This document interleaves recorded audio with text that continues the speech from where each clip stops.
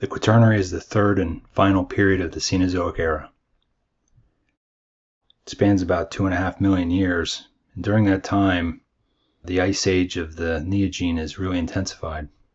And so, while the Earth has assumed its modern form, the story of the Quaternary is really about the intensification of the ice age. Dozens of glaciations and interglacials have occurred across these few million years. Glaciations producing continental ice sheets like this one here at Greenland, flowing down into the ocean. That's left over from the last glacial period, which ended about 12,000 years ago. But the other story of this period is the rise of genus Homo. During that time, several species of genus Homo have arisen. One has survived the last few 100,000 years of glacial interglacial cycles. Homo sapiens has been the most adaptable of the species of genus Homo. Modern civilization. Everything that humanity has ever done has occurred within this ice age. The Quaternary period, the one in which we live, the current geologic period, began about 2.5 million years ago. So the Quaternary spans a range from 2.58 to 0 million years. And it is the youngest of the three periods of the Cenozoic era. The Paleogene and Neogene are the first two, and the Quaternary is the last. 2.58 to 0, and it is composed of two epochs, the Pleistocene and Holocene. Remember, when you see the suffix "cene," you know you're dealing with an epoch. Gene refers to these two periods, but all 7 epochs here of the Cenozoic end in "cene." So the Pleistocene can be split into a lower, middle, and upper, and the Holocene has several subdivisions as well. The boundary line between the two epochs is right here. It is marked as 0.0117 million years. So to convert that to thousands of years, simply move the decimal place to the right 3 spaces and you'll get 11.7. This boundary here is 11,700 years ago between the Pleistocene and the Holocene. Quaternary geography. Let's take a look. We have continued mountain building, of course. The Himalaya in the eastern hemisphere continue to rise with the collision of India with Eurasia. The Andes in South America, the Cascades in North America are still forming. The main takeaway from this geography here, though, is the ice. So the Quaternary is a return of the ice. And this map shows not only the continental ice sheet centered on Antarctica, but also the sea ice and its extent. Also in the northern hemisphere, the extent of the continental ice sheets both in North America and in Eurasia.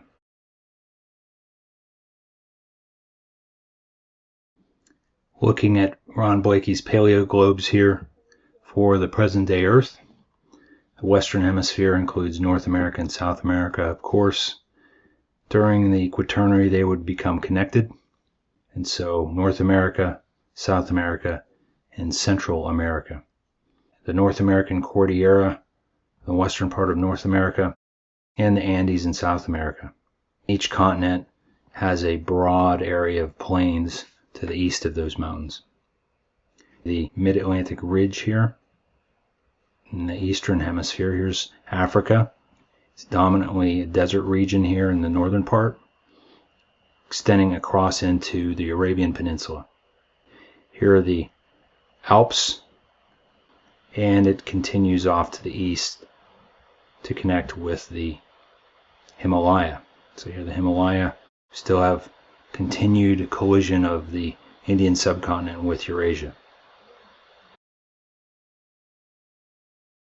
Let's look at North America and how it used to be about 130,000 years ago during the Middle Pleistocene. So there were 3 major areas of ice in the northern hemisphere. One in Eurasia, Scandinavia, Greenland, and the Hudson Bay area. These 3 areas were the centers of vast continental ice sheets. And from the Hudson Bay center, ice spread out in all directions, covering vast areas of the continent with thick accumulations of ice. This is a pretty typical extent for a glaciation, covering, say, the northern third of the U.S. The ice would never cover the entire U.S. We know that because there's simply no ice deposits down here. The furthest glacial moraines that we see mark the outline of the furthest advance of the glaciers. There are also rivers flowing along the front of these ice sheets. The Ohio River, the Missouri River, these are what are called ice marginal rivers. So they mark the old location of the ice. So where the continent wasn't covered by a continental ice sheet, there are other areas like in the Rockies where ice filled up valleys. And so alpine glaciation occurred here, and the ice flowed down these valleys, sculpting the ridges and peaks into very angular shapes that we still see today. Within these mountains there are also large lakes. Precipitation and the runoff would flow into these intermontane lakes. Some of these could be quite large and quite deep. During these glacial periods, sea level was much lower, exposing broad areas of continental shelf, and also creating land bridges like Beringia, which would connect Alaska and Eurasia. The rest of the United States and North America looks pretty similar to today. You can still see Baja here, you can still see the Yucatan and the Gulf of Mexico. There's Florida, Cuba, and the Caribbean. Just sea level is lower and the shoreline's a little bit farther out to sea. If we move forward into the now, the ice is retreated. Of the 3 depot centers of ice, it's all retreated back to Greenland. The Hudson Bay area is now clear, as is Scandinavia. Of course, the Arctic Ocean itself has a cover of sea ice that's only a few meters thick and comes and goes, more or less. But the remnants of that broad continental ice sheet are now here in Greenland. You can still see the effects of the ice, though, with these lakes that were carved by the ice and now have filled with water. And the most prominent of these are the Great Lakes, the United States. Hudson Bay itself was the area of the thickest accumulation of ice. That's where the ice weighed down the most on the crust, pushing it down. And then when the ice melted, the water flooded in, formed Hudson Bay. But this area is now rebounding, and it's a measurable rate of rebound now that the ice is gone. It just takes a while for it to do that. Notice that the sea levels have come up again since the ice is melted. We have sea level rise, and Florida has now assumed its characteristic shape, as have many of the islands in the Bahamas and the Caribbean. There's Baja, and gone is the Beringia land bridge. In western North America, this is during the late Pleistocene, about 100,000 years ago. So the continental ice sheet is off to the right out of the picture, and this is the North American Cordillera, much as it is today, with the Basin and Range province extending out of Mexico through Arizona, Nevada, Utah here. The Colorado Plateau, the Rocky Mountains, Sierra Nevada, and the Cascades.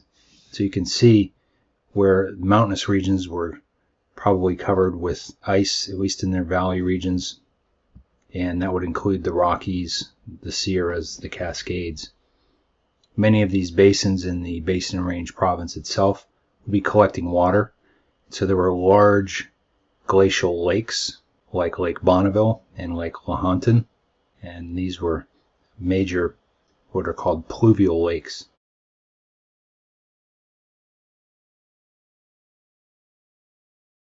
If we look at the present geography of Earth, there are several major continental areas, both North and South America, Africa, Eurasia, Australia, and Antarctica. Depending on how we want to slice it, 7 continents, with these 2, Africa, Antarctica, and Australia, but then some count Europe as a separate continent from Asia. That would be the 7-continent view. I'm more partial to the 6-continent view, which lumps Europe and Asia together as Eurasia. So 1, 2, 3, 4, 5, 6. There are others that would say, well, Africa's in the business right now of colliding with Eurasia, so that's all one. Kind of an Africa-Eurasia continent. So that would reduce the number, again, to 5. 1, 2, 3, 4, 5. And then there are others that would say, well, if you're going to do that, we can combine the Americas into one. And now we have 4 continents. So it really is in the eye of the beholder. But a very diverse continental geography, whether it's arid regions, tropical areas, savannas. There are a number of different biomes present on the continents. There are several large ocean basins that cover about 2/3 of the surface of the planet. Whether it's the Pacific Ocean or the Atlantic or the Indian Ocean, the 3 main ocean basins, or the Southern Ocean surrounding Antarctica, or the Arctic Ocean, the North Pole. So roughly 5 major oceans. And then Earth has significant polar ice caps. This picture right here is kind of deceptive. It shows Antarctica is very small, but it's just a way to look at the whole planet. But here's where at the southern pole we have ice sitting right on top of a continent. At the northern pole we have ice floating on the ocean. So there's a continental ice sheet in the south, and then there's an ice cap in the north, which is sea ice. Earth's tectonic picture during the Quaternary: roughly 8 major tectonic plates. So here's North America, Eurasia, Africa, South America, Australia, Antarctica. Those are the ones that have the continental masses. And then the oceanic plates entirely are the Pacific Plate and Nazca. So roughly 8 major plates, and then some smaller ones like the Scotia, Cocos, Philippine plates. Those are entirely oceanic. There's the Indian subplate and the Arabian plate, which are more continental in flavor. So roughly 8 primary tectonic plates and some smaller ones. We still have the Eurasian plate colliding with the Indian plate. Some people would lump the Indian plate in with the Australian plate as one, because this boundary isn't really well defined. So this is the Himalayan orogeny, and the collision of the African plate with Eurasia is the Alps, which still continues, although it's a shadow of its former self. And of course, oceanic subduction occurs all around the Pacific Basin. The Nazca Plate subducting underneath South America, the Cocos underneath Central America, the Pacific Plate subducting underneath North America, and then it's subducting underneath the Philippine Plate here, and then also the Australian Plate. That produces what is known as the Ring of Fire. Subduction-related arcs, whether they are continental arcs like the Andes, the Middle American arc, or the Cascades, or they're island arcs like the Aleutians or the Japanese islands. They're all formed by the subduction of various oceanic plates.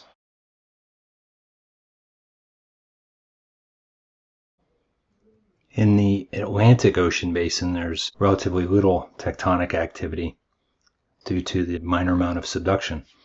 Really, it's just these 2 subduction zones, the Scotia Arc in the south and the Lesser Antilles Arc in the northern hemisphere. And that's all you have. Everything else is passive margin. However, this area right here is important, and if we look at that a little more closely, about 2.8 million years ago or so, this is where North and South America joined, came together. Remember, before that, there was a seaway connecting the Atlantic and the Pacific. It's called the Central American Seaway. And so we had free flow of water through this passageway. But in the last few million years, this has been closed off. Volcanics connecting South America with Central America, right on the boundary of the Nazca and Caribbean plates. So this isthmus here, where present-day Panama is, now connects the 2 continental areas. Fairly narrow, only a few tens of miles wide. There is significant hotspot activity on Earth, and There's several major hotspots, including Hawaii, which is in the Central Pacific Plate, Yellowstone, which is located in North America, the Afar hotspot is in East Africa, and Iceland is in the Atlantic. So different kinds of volcanism occur at a hotspot, whether it's erupting through an oceanic plate or a continental plate. With Iceland, it's typical mafic magmatism, fluid lavas and curtains of fire and fissure-fed eruptions like this. This is Hekla, the gateway to hell, erupting on Iceland. And there's various volcanic centers in Iceland, Loki and Krafla and Hekla's down here. And these are all active. They are located along the Mid-Atlantic Ridge, so it's kind of a bonus. It's not just a hotspot, it's a hotspot erupting along a divergent boundary, which makes it different from Hawaii, which is centered just above the Hawaiian mantle plume. Well, when mantle plumes form underneath continental plates, like at Yellowstone or East Africa, you get different kinds of volcanism. With the melting of the mantle, you still have mafic lavas, but when continental crust is melted, you start to form more felsic lavas. So you get a bimodal, two flavors of volcanism. One mafic from the mantle, one felsic from melting crust. And so here's East Africa. The Afar hotspot is generating volcanism of mostly mafic compositions, but there's also some felsic ones and even some weird carbonatite lavas, which are very rare, and it's more or less molten carbonate. And that's erupting from Oldoño Lengai. There's a number of volcanic centers in East Africa. Erta Ale is one, and Oldoño Lengai is another from the Afar mantle plume. Well, what about these mid-ocean ridges? Fairly extensive, more than 65,000 kilometers of mid-ocean ridge stretches like seams on a baseball around the Earth. So whether it's the Mid-Atlantic Ridge coming down out of the Arctic through the North Atlantic and South Atlantic, where it then segues to the east into the Southwest Indian Ridge and Indian Ridge, which continues off to the east and becomes the East Pacific Rise. So really three main mid-ocean ridge centers: the East Pacific Rise in the Pacific, the Mid-Atlantic Ridge in the Atlantic, and the Indian Ridge in the Indian Ocean. These are what Tolkien would have called the dark places of the world. It's interesting to note that the Antarctic continental plate is almost entirely surrounded by mid-ocean ridges. If you look at a tectonic map, mid-ocean ridge extending around the circumference almost entirely, and it's only right here, just south of southernmost South America, where you see a subduction zone. Everything else is mid-ocean ridge related. It's centered on the South Pole here, and because it's surrounded by spreading centers, mid-ocean ridges, it's not really going to move anywhere anytime soon. There's no reason for it to move off the South Pole. That plate's going to stay there probably for quite some time because of its tectonic situation here. That has ramifications for climate, because having a continental mass situated at one of the poles is one of the ingredients for glaciation, where ice can build up at these high latitudes and remain on land. We've seen this in the Gondwana glaciations, probably true back into Rodinia time as well. The tectonics of Western North America are quite diverse, and there's a lot to talk about. So let's start with subduction. In the northwestern areas, we have a subduction zone known as the Cascadia subduction zone, and it's where the remnant of the Farallon Plate is subducting underneath North America. Today we call this remnant the Gorda, Juan de Fuca, and Explorer plates, all oceanic, all subducting underneath North America along the Cascadia subduction zone. Here's the mid-ocean ridge that is creating these plates. Of course, on the western side is the Pacific Plate.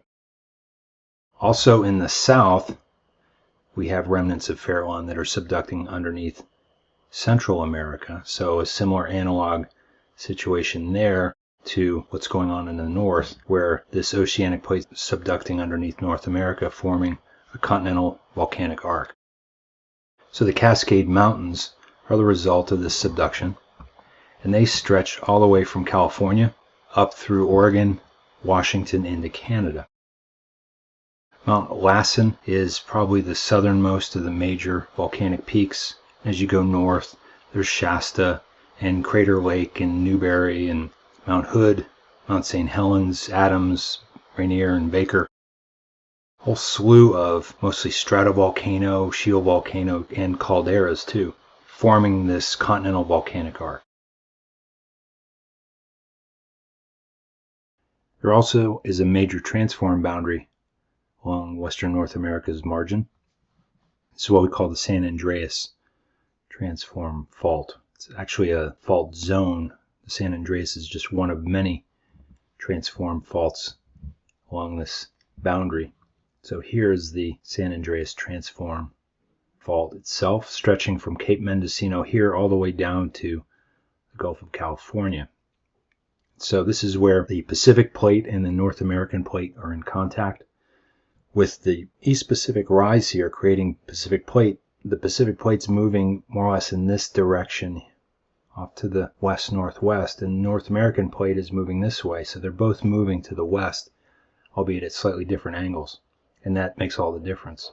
The slight difference in angle means that there's a transform component between the two, and that's what gives the relative movement of the Pacific Plate to the northwest with regards to the North American Plate. This area right here is straight up transform fault boundary. In cross section, you can see it here. There's no subduction zone or anything like that because it's a transform. There's two plates just sliding by each other. Pacific Plate on the west, the North American Plate on the east. These two symbols here represent the movement both toward and away from you. So when you see the circle with the X, that means this plate's moving away. Circle with the dot, that means that plate's moving toward you. And here is the transform boundary itself. Transform faults are faults that separate tectonic plates. Strike-slip faults are just ordinary horizontal movement faults. But strike-slip faults that actually separate tectonic plates are known as transform faults. Here's another cross-section through California. We talked about the Basin Range previously and the Sierra Nevada mountains. Well, this area over here, the Coast Ranges, is where we see a number of different transform faults related to the San Andreas system. So here's the San Andreas itself. The southern part of this transform boundary is where the East Pacific rise is being carved up and dissected by a number of different transform faults. Each one kind of translating the mid-ocean ridge off to the west there. And so shorter and shorter ridge segments as you go up the Gulf of California, and they're translated that way along these transform faults. Indeed, the Gulf of California itself is there because the mid-ocean ridge here is being sheared and extended out. Here's the general movement of the Pacific Plate with Baja along it. Here's the North American Plate. Here's the end of the East Pacific rise where it's being kind of smeared out. And then the San Andreas proper starts right up here. Well, as usual, the transform boundary itself is a little bit more complicated than most people think. If we look at this diagram again, the boundary itself starts right here at the end of the subduction zone in Central America. So this is really the southern end of the transform boundary. And this southern half is really where the East Pacific rise, this mid-ocean ridge here, is being sheared out into little segments by the transform motion. The northern half of the transform boundary is straight up San Andreas transform. One thing you can notice along the whole length is it's not a straight line. There are little bends and curves at various places, and this overall stress is a shear stress in a certain direction.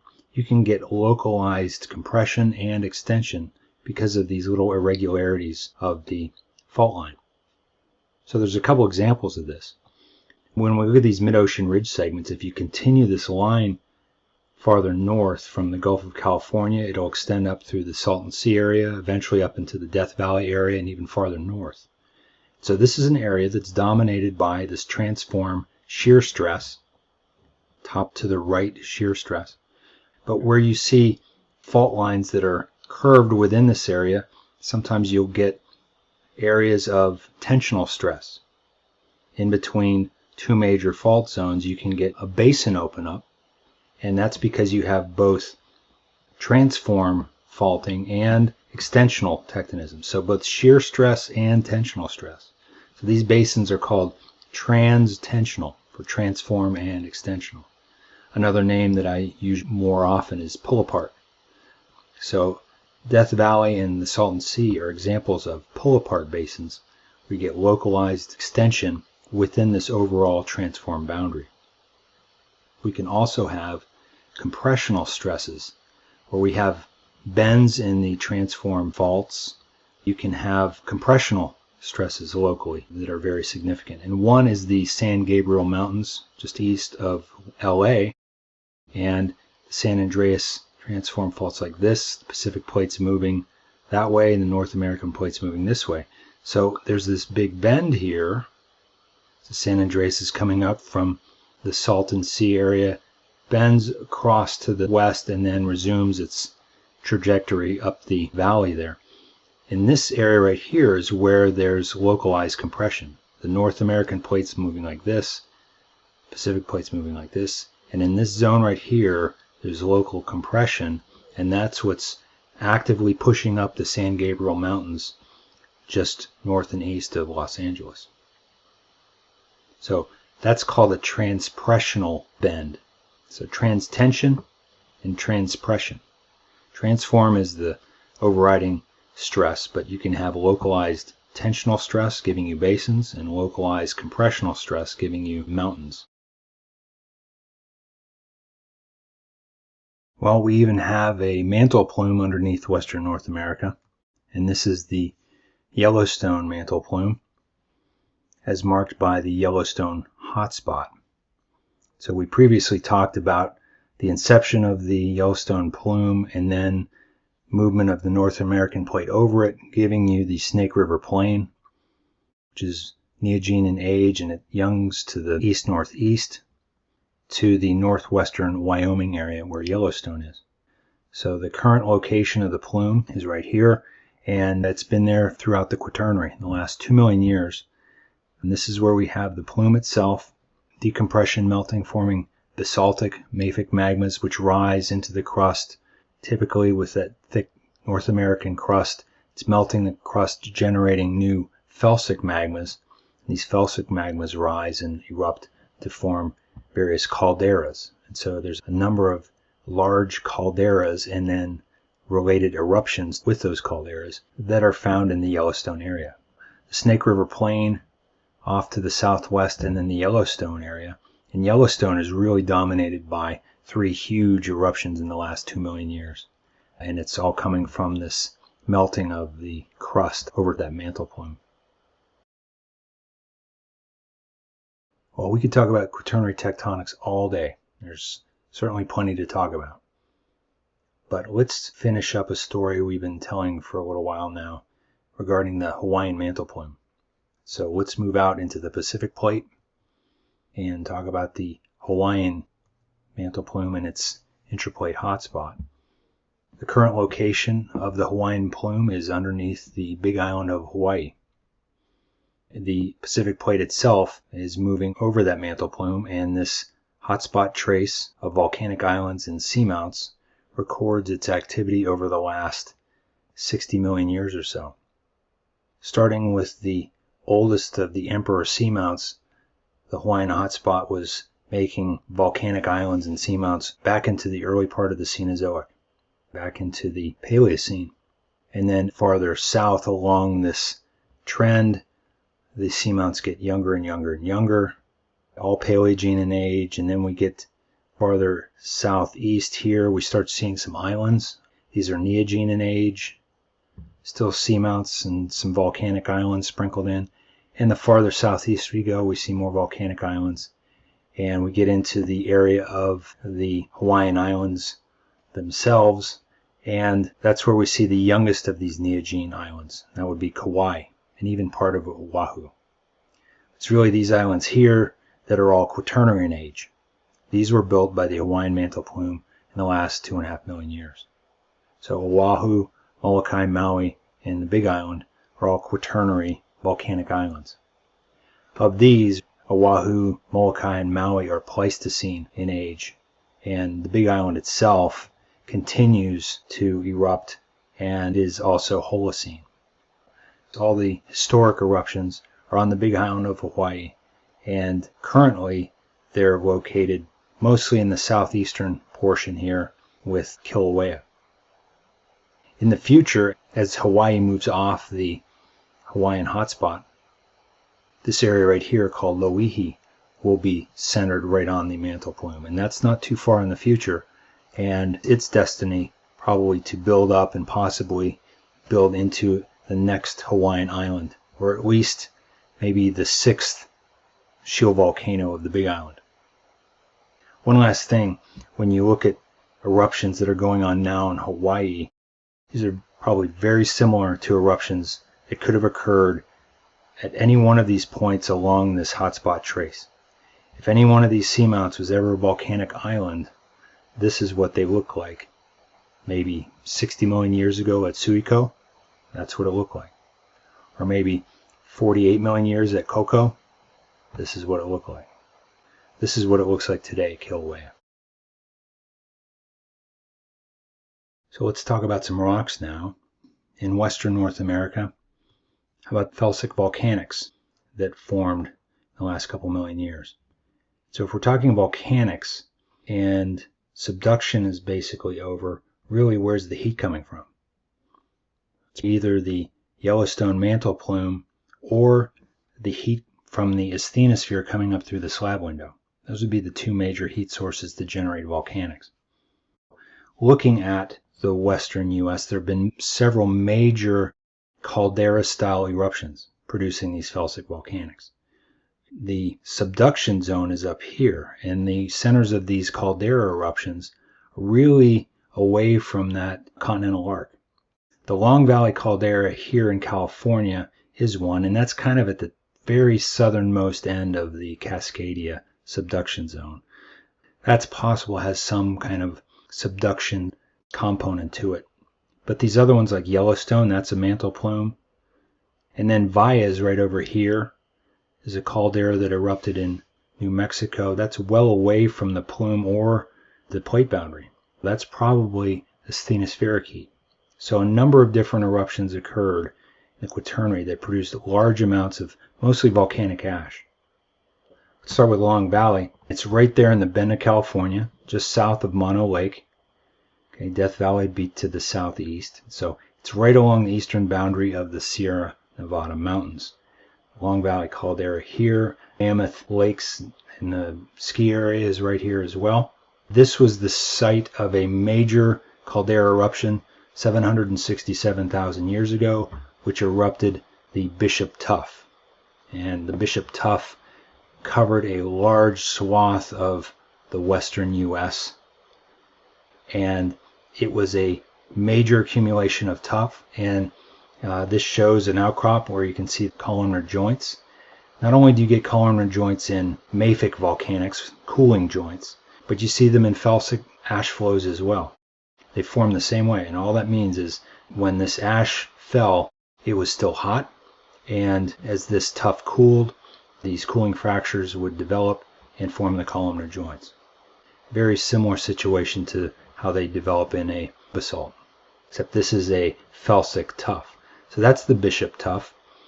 If we move over to Yellowstone, in the Yellowstone mantle plume, there have been 3 major volcanic eruptions there in the Quaternary. The biggest one is the Huckleberry Ridge eruption, about 2.1 million years ago.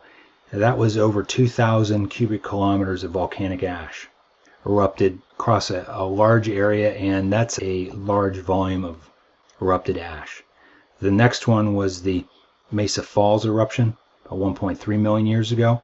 That was a little bit smaller, but still would cover a decent sized area. And then the last one, about 640,000 years ago, was the Lava Creek eruption, and that really covered much of the western part of the U.S. So you can see that there's large volumes involved with these caldera eruptions from Yellowstone. There have been 3 within the last 2 million years, and they're roughly at intervals of about 600,000 or 700,000 years.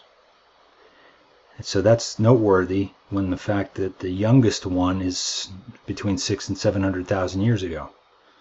So you know what that means in terms of Yellowstone. And Yellowstone is still active. Another volcanic area I mentioned was the Valles caldera in New Mexico, and that spewed a layer of ash itself all around the region. So these are major volcanic eruptions. With the Cascade Arc, you have caldera eruptions there too. There's probably one related with Mount Mazama about 7,000 or 8,000 years ago, and that's the one that basically destroyed what was Mount Mazama and created Crater Lake. So that happened, but that's fairly minor in comparison to these. There's Mount St. Helens, which happened only a few decades ago, and that's a stratovolcano eruption. So it's kind of apples and oranges here, comparing a stratovolcano eruption with a major caldera eruption. But here's the ashfall from Mount St. Helens. Much less area than these calderas. And here's the amount of erupted volume from Mount St. Helens in comparison to these other caldera eruptions. So huge, voluminous, what are called ultra-Plinian eruption events. Ultra-Plinian is the highest on the volcanic eruption scale you can get. Well, we have volcanics in Arizona, certainly, and we have a number of large volcanic fields. Up north, the San Francisco volcanic field, just north of Flagstaff, and that is dominated by 500 or 600 small cinder cones. And then there's a smattering of lava domes, and then there's the central stratovolcano, which is San Francisco Mountain itself. So when you look at San Francisco Mountain, these aren't all separate volcanoes. They're the erosional remnants of one former, much larger volcano, which probably had its peak somewhere up here.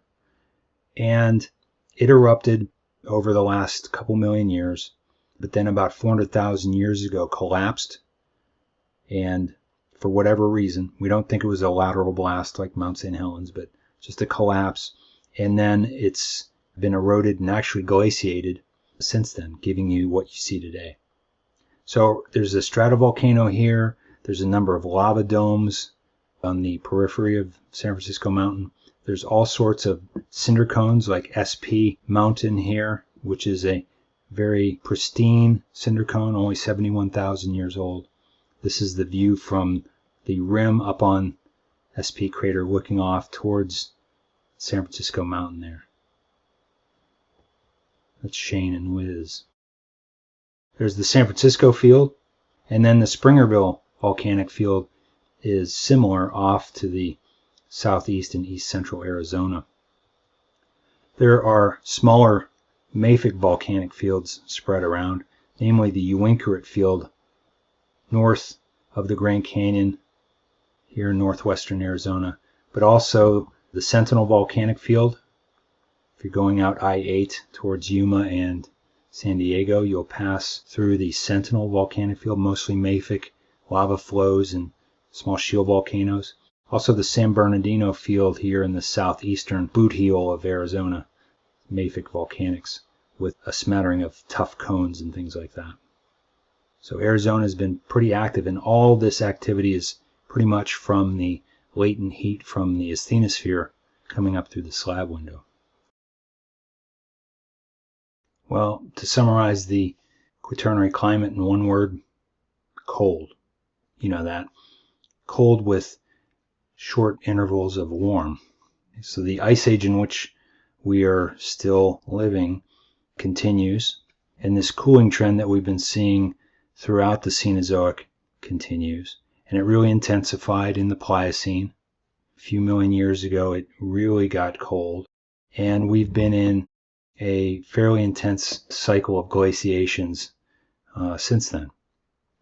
the first accumulation of ice in Antarctica and the drying out of the climate and the cooling, you could go back to the Oligocene when that happened, 35 million years ago. But really it was in the last few million years during the Pliocene where things really got cold. But we've seen cold on the planet before. Back in the Proterozoic, there were glaciations and ice ages. Through the Paleozoic, there were a few periods of ice age.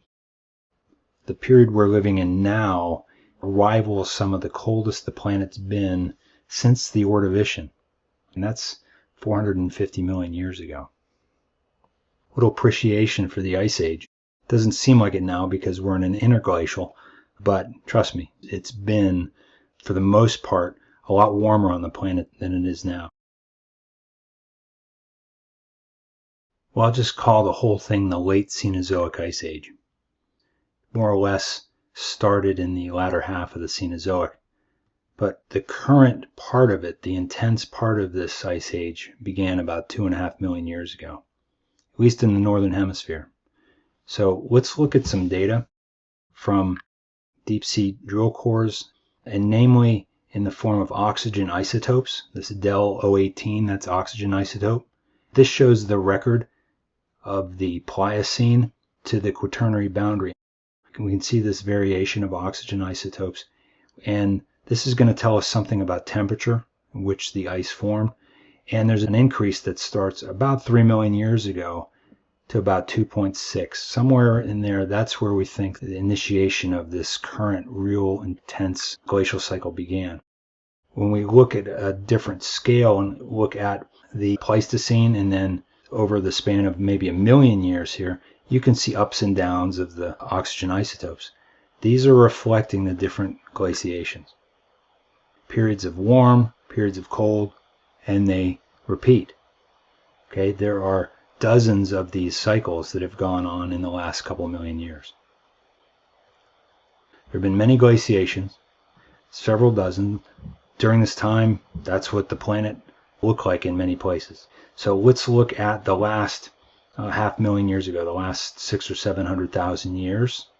Okay, and so this shows carbon dioxide levels from drill core data. This is telling something about atmospheric CO2 in these glacial cycles. And again, you can see this up and down periodic pattern. So there are periods of less CO2, more CO2, less, more, less, more. So these different intervals represent glaciations and interglacials. The blue areas are the colder glaciations, the yellow are the interglacials. So some of them have the interglacials longer than the glacials, and others, the glacial cycles are much longer. You can see the last two, the glaciations, have been much longer than the interglacials. So cold, warm, cold, warm, cold, warm, cold, warm. And then some of these glaciations will actually have names. And in North America, we call this the Kansan glaciation and the Illinoisan glaciation. The one we just came out of is called the Wisconsin glaciation. Only in the last 12,000 years or so did it start warming up. We are in an interglacial now. Looks like we'll be in it for a little while longer, and then it's our destiny to go back into the cold and return to another glaciation. So this is the most recent glaciation. It's called the Wisconsin glaciation and ended about 12,000 years ago, 11,700 years ago. The coldest it got was probably about 20,000 years ago or so. You can see each one of these has kind of a sawtooth pattern. The height of the interglacial, and then it drops off very quickly. And then it's not a smooth line, but there is a trend downward, and then a very rapid warming, and then a degradation again. So that's what I mean, sawtooth. So very rapid warming, and then a longer slope more or less to its maximum glaciation temperature, and then very rapid warming, and then a longer slope down the other side. Well, in the northern hemisphere specifically, as I mentioned before, there are three major areas that were the sources of the continental ice sheets. Scandinavia was one, in Eurasia. Greenland, second one, and then the Hudson Bay area was a third. So these are the centers of the major continental ice sheets. Antarctica, of course, was another one in the southern hemisphere with a huge extent of sea ice surrounding it. If we look at Hudson Bay area in Greenland, we think that it's spread out in all directions, covering much of Canada and the northern third of the US or so. There's also the North American Cordillera in this section, saw significant alpine glaciation. This diagram also shows that the sea level would have been lower and the shoreline would have been extended seaward. And here's Beringia. So vast areas of continental shelf that are submerged now were once grasslands back in the Pleistocene. This diagram here is just a localized area of this part of the ice sheet showing three different glaciations, and we think the extent of the ice in this pre-Illinoian, this older phase, extended far south here down into Kansas, Missouri, that region. Then the next glaciation, the Illinoian, is this blue region right here, and then the final one, the Wisconsin, didn't quite make it as far, and that was the extent. And there were several ice lobes, if you will, within this continental ice sheet, which projected a little bit farther than other areas. So the boundary wasn't even. There were embayments in it and lobes in there. And along the margin of this continental ice sheet were rivers like the Ohio River and the Missouri River. These would be called ice marginal rivers. We can interpret this from the distribution of various glacial deposits like terminal moraines, the moraines that are deposited at the edges of a glacier, recessional moraines that are left as a glacier recedes. There's different kinds of glacial topography that we can read to figure out how much the ice actually covered. Well, in North America, the Beringia land bridge, with lower sea level, Alaska and Siberia were once connected. And this is known as a land bridge. Specifically, this area is called Beringia. So sea level was probably on the orders of 100 meters lower than today. 100 meters. That's 330 feet or so lower. So all these areas of continental shelf that are shallow marine right now, that are less than 300 feet deep right now, were exposed back during these glaciations. So this area right here in brown would have been tundra and steppe. Steppe is a grassland, much like in Russia and places like that now. So this whole area would have been grassland. Woodlands, some of the more mountainous areas. Of course, there had been glaciers in the mountainous areas as well, but these lower areas would have been grassland. So you could have walked from Alaska to Siberia across these grasslands. We had ice marginal rivers flowing around the edges of the ice sheets, draining the ice sheets, flowing along the ice sheets. There'd be lakes forming at the edges of these ice sheets. The Great Lakes themselves, the St. Lawrence River, Lake Agassiz here, a whole slew of lakes were forming around the ice. The climate would fluctuate to some degree, but the ice would typically melt along the margins and produce these lakes, and ice marginal rivers would carry away the water. And so whether it was the Ohio River flowing along the edge of the ice, or the Missouri River flowing along the edge of the ice, or even the Mississippi flowing through kind of embayment, an ice-free zone draining the glaciers, all three of those are major streams back in the Pleistocene. This shows in green the number of moraines that mark the various advances of the ice during the last glaciation. The farthest advance the ice had during the last Wisconsin glaciation, about 20,000 years ago, is when it reached its maximum. And then it retreated for a few thousand years until the interglacial started at about 12,000. We are currently living in the Holocene interglacial. So we're between glaciations. The previous one was the Wisconsin, and the next one, well, who knows. But right now, the Holocene interglacial is the warm period that's existed since the Wisconsin glaciation ended at about 11,700. A time of relatively warm climate. We looked at the cycle here of glaciations of warm periods and cold periods. Well, if we look at the time in a little bit more detail, here is the Holocene interglacial starting 11,700 or so. And you can see that it didn't just get warm and then stay warm. There's been a lot of fluctuations, and it really depends on the scale at which you're looking at it. There are always fluctuations. The end of the last glaciation, about 11.7 here, and then it gets warm, and then there were some major fluctuations various times. But the main point of this, there were periods of warm that were much warmer than today. Some of these called the Holocene period climate optimums. And then there were periods of cold, colder than today. Warm, cold, warm, cold.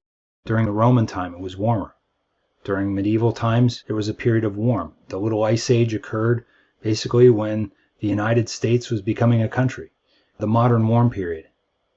So what do you think's coming after this? Probably something like that at some point. When you look at this part in more detail, this is what this graph down here shows, the last 2,000 years or so, and it shows events on the timeline here with relation to the temperatures. And one thing that strikes me when I look at this is not just the ups and downs, and that it's been a lot warmer than it is today. This is much warmer than today. Back in the Roman Empire, it was very warm as well. Medieval time, it was warm.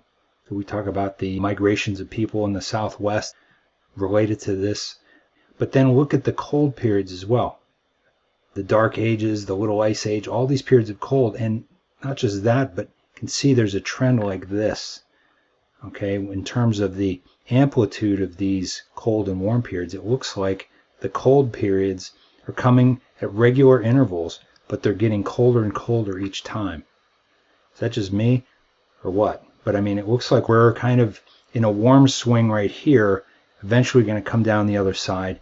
Who knows where the bottom of the next is going to occur. So these aren't glaciations. We're still in an interglacial, but there's warm and cold periods even within an interglacial.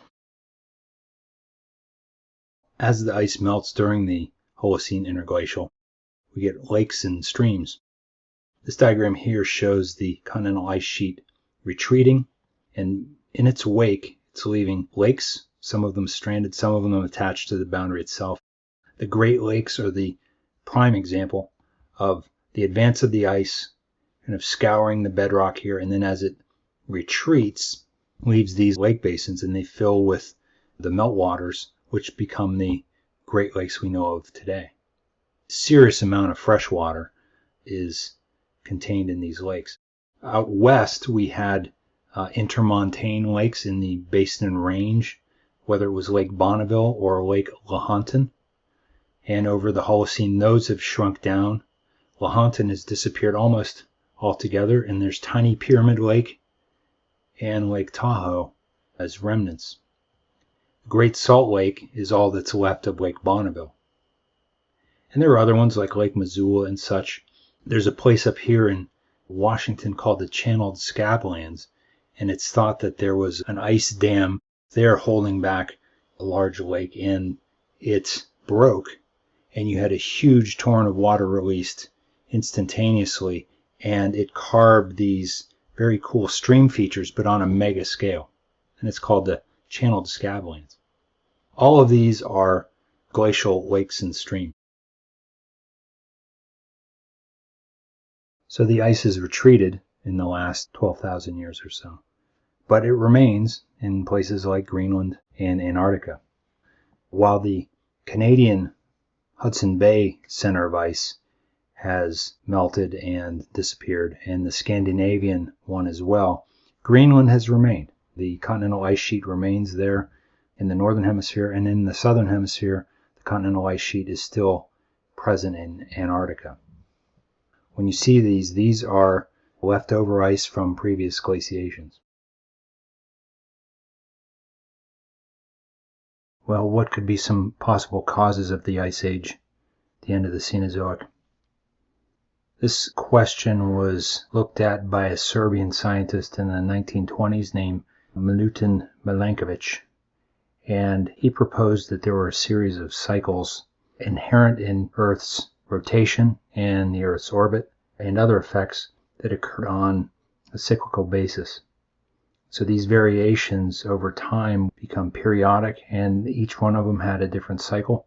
So let's just look at some of these. The first is called precession. The Earth is spinning on its rotational axis, but that axis of rotation is moving.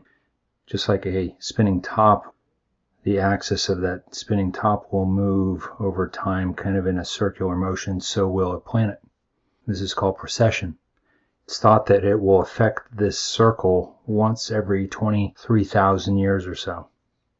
So that changes kind of the orientation of the planet there. There's also what's called obliquity, or axial tilt, the amount of tilt from vertical that a planet's rotational axis has. And the Earth's is about 23 or 24 right now, and it's thought that it can vary anywhere between about 21.5 to 24.5. It's a fairly large range. That's about 3 degrees. Any increment of a degree of change of the tilt can result in measurable, even significant change in global climate, much less a degree or 2 or 3. But over the span of tens of thousands of years, in this case 41,000 years, there's a change of a few degrees of the axial tilt of the Earth. There's the shape of the Earth's orbit. This is called eccentricity. The Earth has a fairly circular orbit, so it's very low eccentricity, but it's not quite a perfect circle. Over 100,000 year periods or so, it goes through a cycle where it becomes more stretched out, more highly eccentric, and then back to more circular. So the orbit changes shape on 100,000 year cycles. These are 3 factors that Milankovic looked at, and he compared the timing of these factors, precession, obliquity, eccentricity, with the glacial data we have from ice cores. And combining all that together, he found that there was a correlation between these rotational and orbital cycles and the glacial cycle. Well, we know a major cause of ice ages is plate tectonics.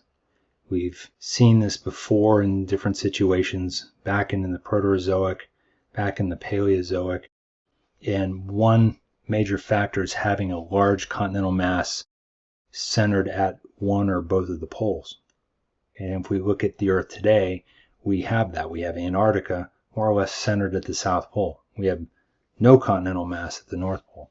We have the South Pole ice sheet, which is very thick, upwards of 2 miles thick. In the North Polar area, though, we have ice. It comes and goes. Sometimes it's ice-free, sometimes it isn't. But it's on the order of meters thick. So a few meters, maybe 10 meters on the upper end. So having a land mass there for the ice to accumulate on and build up over time is a very important factor in then changing the climate over time. This was allowed to occur as plate tectonics changed the geometry of the continents in the southern hemisphere, with the rifting away of Australia and South America from Antarctica. So before the Oligocene, before about 35 million years ago, this is in the Eocene, there were warm currents that would flow around Antarctica like this and keep it fairly mild. So it was more or less ice-free. But then with the separation of these land masses, the circumpolar current here developed around Antarctica, and this became the Southern Ocean around Antarctica, and it wrapped Antarctica in cold ocean current and kept these warmer currents away. So it really cooled off Antarctica, ice started to build up, and it stayed ever since. So this began in the early Oligocene, maybe 35 million years ago. So that counts for ice buildup in the south, but what about the north? Well, we have Greenland, that's one area, but it's not quite at the pole. Well, here's another idea. Before the Pliocene, we had free flow of the Atlantic waters with the Pacific. So there was circulation such that there was water mixing between the Atlantic and Pacific Ocean basins. But about 2 or 3 million years ago, this stopped as volcanic islands connected South America with Central America, shut off that current. Well, the water's still circulating. It's still warm here. There's high evaporation rate going on. The result of that is the Atlantic seawater is evaporating just like it always had. The water that does get evaporated basically lifted into the atmosphere and transported by various winds to the west, where it then precipitates out in the Pacific. And the end result is it changes the salinities of the Atlantic and the Pacific. That's what these values are, salinity. So because the higher evaporation here of the Atlantic and carrying away that moisture into the Pacific means that the Atlantic became more saline over time than the Pacific. So what? Well, the Gulf Stream, which moves along the western margin of the Atlantic Ocean basin, moves from these warmer areas up towards the North Atlantic where it's cooler. And so this Gulf Stream and these currents here serve to keep the North Atlantic warm. Well, as it becomes more and more saline, that means there's more and more salts in the water. It's more dense, so it tends to sink faster. So the result is these warm currents sink faster below the surface, and it reaches a point where the surface of the North Atlantic starts to cool off. Some threshold must have been reached where it really was conducive for ice to build up not only in Greenland but in Scandinavia as well.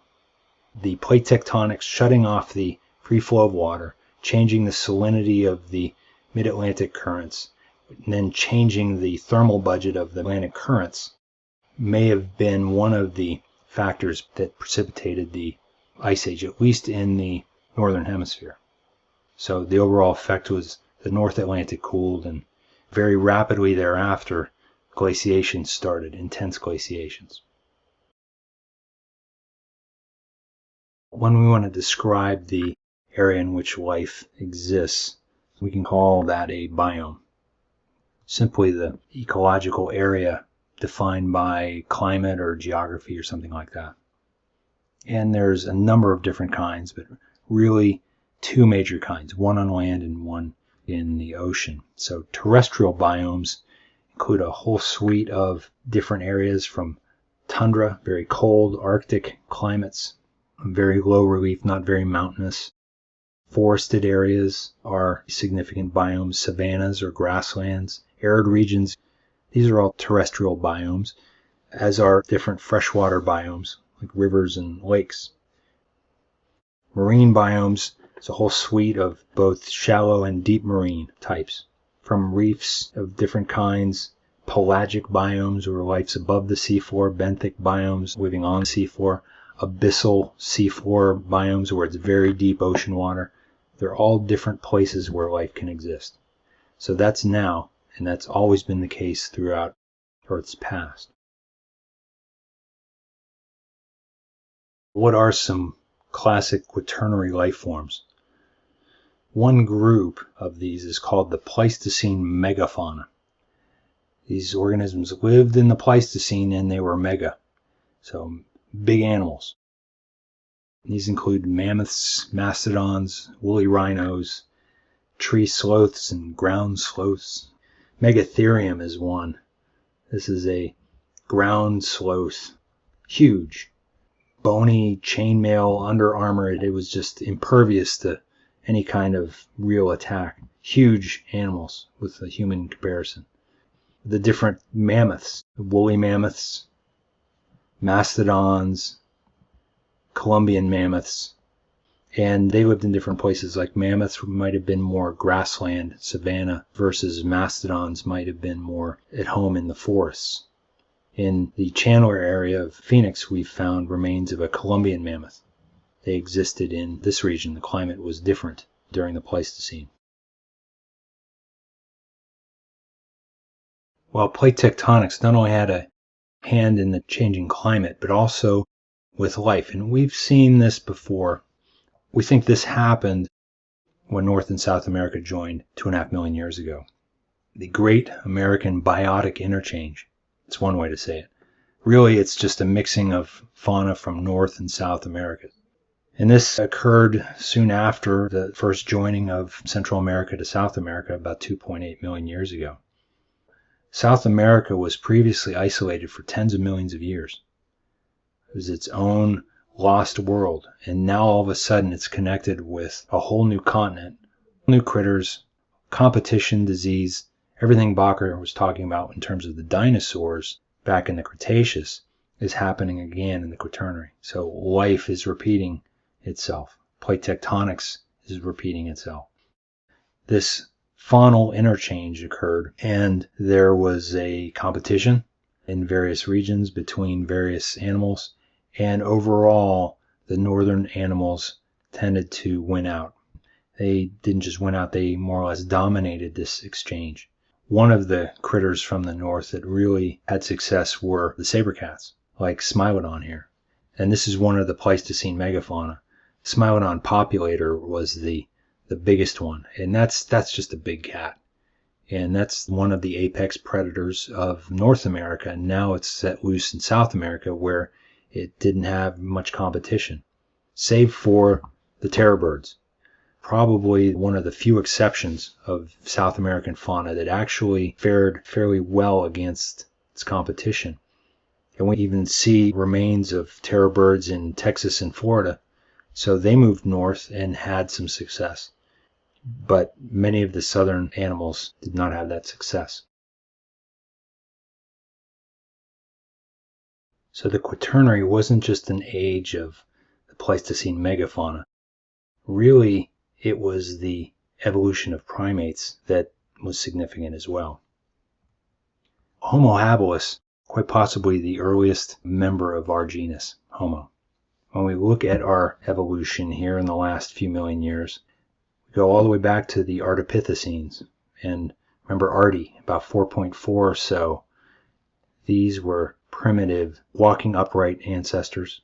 They would end up going extinct before about 4 million, but the Australopithecines would follow. Remember Lucy also walked upright. Neither one of them, though, generated any kind of technology in the form of tools. But then came genus Homo about 2.5 million years ago, and things would change. We'd see a whole suite of different species within genus Homo, and this coincides with the change in climate. So really our genus Homo, originated and adapted to this intensified glaciation here in the Quaternary. Homo habilis, otherwise known as handyman, actually had a larger brain than previous species, had a more human-like pelvis. We think it was a meat eater, and they had and used tools. And as is the case with many of these different species, they have different tool sets and we give them different names. Homo habilis, their tools are known as Oldowan, the handyman.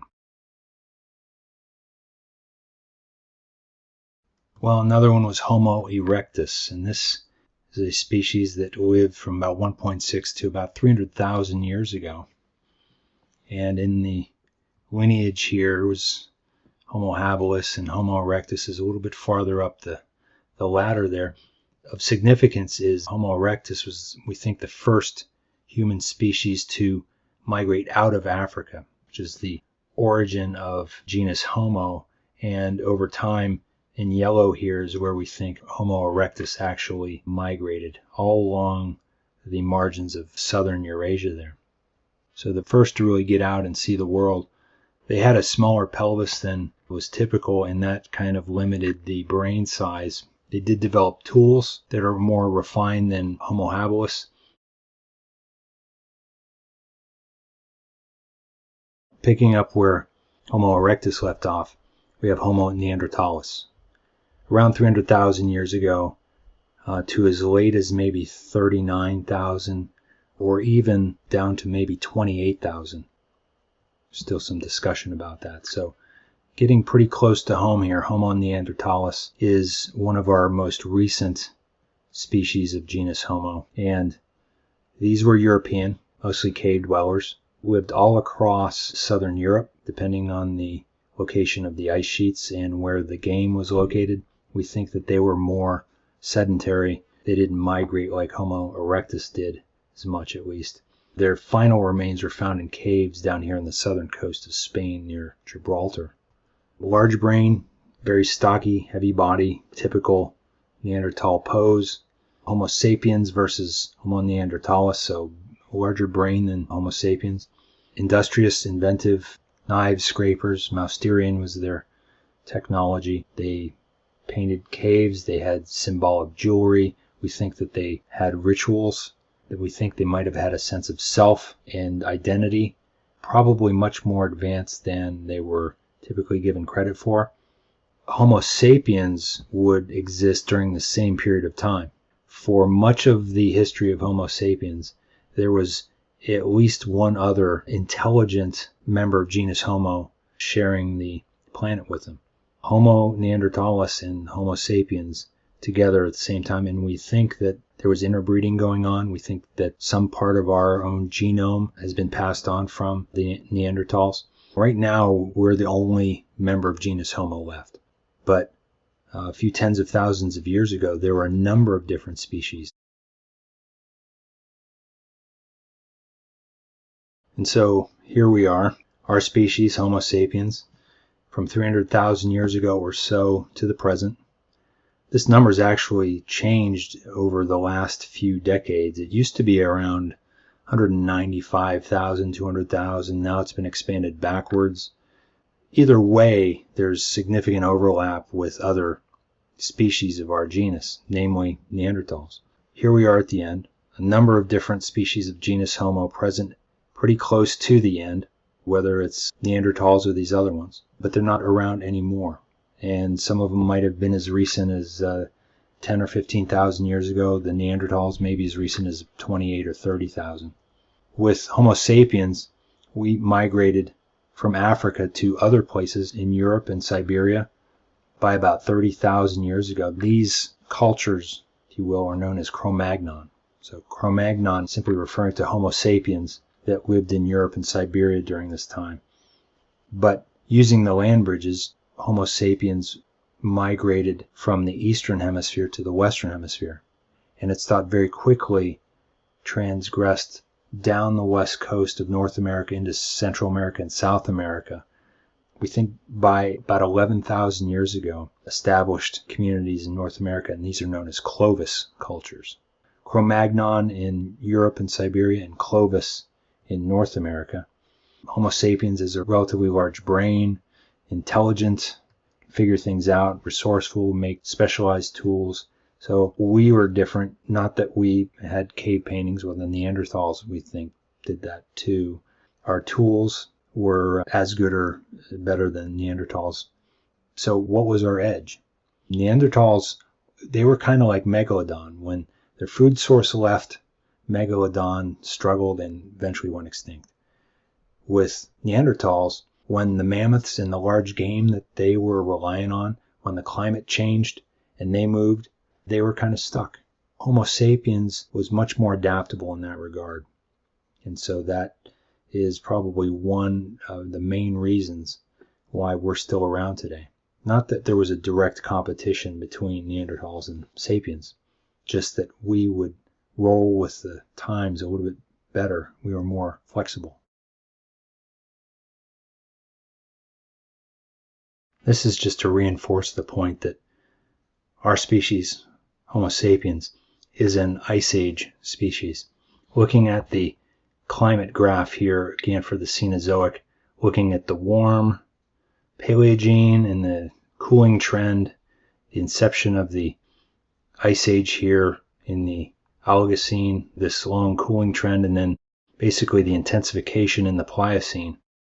This is when our genus originated, during this intense part of the Ice Age. And if we look a little bit more closely at this last 2 million years of Pleistocene Ice Age here, that's when we see genus Homo evolving from Homo habilis to erectus to Neanderthalis and sapiens. It's one way to think of us as we are an Ice Age Obviously, some extinctions occurred later in the Quaternary. Not mass extinctions, but there aren't Pleistocene megafauna running around now, so they're obviously extinct. Terror birds, extinct. Neanderthals, extinct. So there were different extinctions, especially of the megafauna. Between 12 and 10,000 years ago, many of these creatures would go extinct. And simply, it's climate change. It's the glacial, interglacial cycling. It's the natural changing of food sources, and some animals adapt better than others. Animals reliant on other animals are affected. So whether it's climate change or direct competition between or disease, these all are factors. Human hunting could have been some kind of factor, but specifically with the mammoths, did humans cause their extinction? Probably not. Humans with a pointy stick going after a large beast like that didn't really work, even in pack hunting. Where we killed mammoths, we didn't do it directly. We used tactics. We would ambush and run them off cliffs, and Neanderthals did this too. Climate changing probably had the most to do with their decline and eventual demise. Same with the saber cats. Again, it's the whole food chain thing. Once it's affected, there's a chain reaction. The number one reason is probably climate change, and then everything else is secondary. Well, this brings us to the present, to modern life on Earth. What do we have? Well, we can try to quantify it, but bottom line is we don't exactly know, but we can give it a good estimation. So here's what we think. All the described species, the ones that we have confirmed, almost a quarter of them are beetles and flies and wasps and butterflies and other insects. So phylum Arthropoda makes up more than half of life. Then there's plants, maybe about 18 or 20%. Invertebrates make up a huge section as well. Fungi, there are more fungi than vertebrates. Vertebrates are 1%. Got to give it up for grass. The arthropods are the dominant ones. The vertebrates, not so much. And there's Nigel, he'll tell you that too. Invertebrates, mostly insects and other arthropods, maybe 1.4 million different species. These are all estimates. Plants and algae, maybe 300,000. Fungi, maybe 100,000. Vertebrates, only a few tens of thousands. Of those vertebrates, we have fish, birds, reptiles, primates, less than 400 different primates. So of all the vertebrates, primates only are a few hundred. These numbers all refer to the number of described species. There are likely many more that we don't know of. But we've got most of the big ones, but there's a lot out there that we haven't found yet. Finally, one of those vertebrates, of course, is Homo sapiens. Intelligent, resourceful, builds tools and uses them to make a civilization.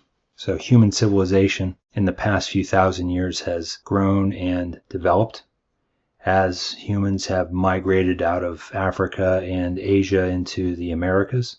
Civilization has followed over time. There's different ways we can quantify and describe civilizations, much like biomes describe different ecological areas.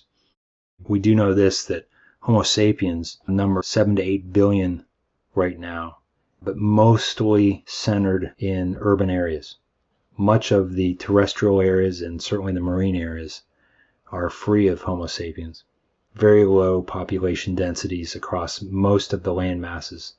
We tend to live in groups, and these are towns and cities across North America, South America, Africa, Europe, and Eurasia.